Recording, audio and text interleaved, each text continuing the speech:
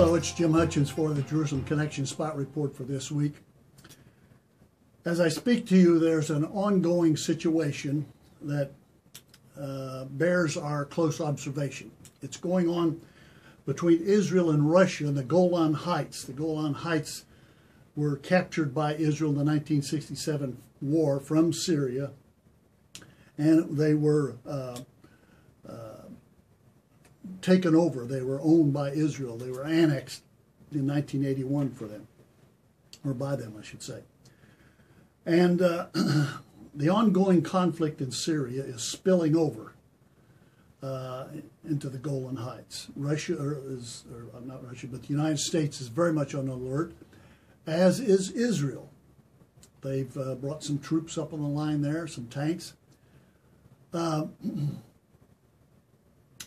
But this has come to a head since last week, because what brought it to a head was the fact that the soldiers, the UN forces that were there, peacekeeping forces, some 1,000 of them up on the Golan Heights, over 300, nearly 380 of them made up of Austrian troops. These Austrian troops have been removed from the Golan Heights. And the reason basically is given, saying freedom of movement in the area de facto no longer exists. This is a spokesman for the Austrians. The uncontrolled and immediate danger to Austrian soldiers has risen to an unacceptable level. And so they've moved out. Shortly after that, last week, other UN peacekeeping forces said they were studying whether or not to pull out from the Golan. Immediately after the Austrians pulled out, President Putin of Russia offered to send in a 300-man battalion to fill the gap. The Austrians left. Last Friday, early Friday, President Putin and Prime Minister Netanyahu got together. They discussed it. We don't know what the conclusion was, but we were told later on that that the Russians couldn't do this, and I'll tell you why just here.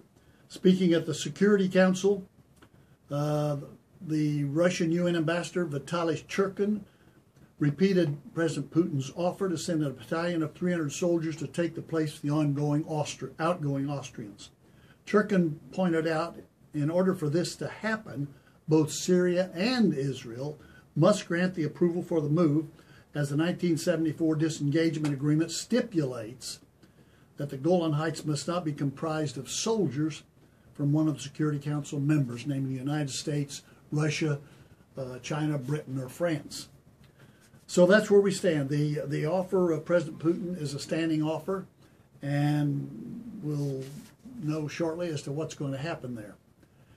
Over the years, there have been many solid Christian Bible interpreters who've seen the place of a confrontation between Israel and Russia. And it's most visibly displayed in the Ezekiel 38-39 Gog and Magog war. And there have been those who say that this is ready to happen, that Israel fits the bill for this today. But I hesitate to say that, I must tell you, because of these two reasons, basically. One is what Ezekiel says in his prophecy in chapter 38. He says, they had been brought from the nations, namely the Jews. They had been brought from the nations, and now all of them live in safety. Living in safety is not how I would describe Israel today. They're on the alert, they're on the defensive 7 days a week, 24/7, 365. They must be for their own security. Ezekiel goes on to say, what God will say. You will say, I will invade a land of unwalled villages. I will attack a peaceful and unsuspecting people, all of them living without walls and without gates and bars. Now that does not describe Israel today. Israel is well fortified from Dan to Beersheba. They've got more walls around them than any country in the world, because of not only for security but for survival. That just simply does not depict what is described here by the prophet when the powers of the north, and very likely Russia, Persia, very likely Iran, take place. So I'm hesitant to identify what may be taking place as the Gog and Magog war of the future and what the scriptures speak of. The second reason that I'm hesitant about identifying this at this time is from Revelation chapter 20. This is the millennial passage where it describes the reign, the 1,000-year reign of Messiah after he returns to the earth. At that time, well, listen to what John says in the book of Revelation, verse 7.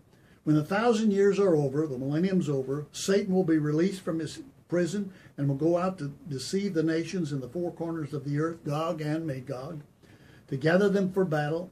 And the number they are like the sand of the seashore. They marched across the breadth of the earth and surrounded the camp of God's people and the city he loves, namely Jerusalem. March across the breadth of the earth to do the bidding.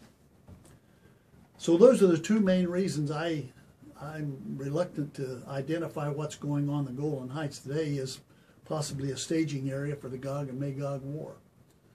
The others may be right, but we shall see. But here's one thing we can be certain of, absolutely certain. And that's the prophecy of Amos. Amos says this in Amos chapter 3 and verse 7. He says, surely,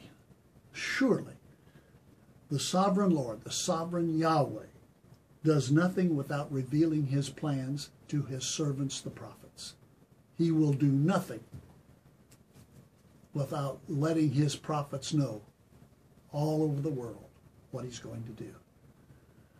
I haven't heard any prophets standing up and saying what we see on the Golan Heights with Russia and possibly Israel having a confrontation, that this is a prelude to the Gog and Magog war. You can be sure of this. God, through his prophets, will let his people know what's coming. So have a good week. Have a great Father's Day. Od ki yavo Shiloh, until Messiah comes. Yivarech Yahweh. God bless.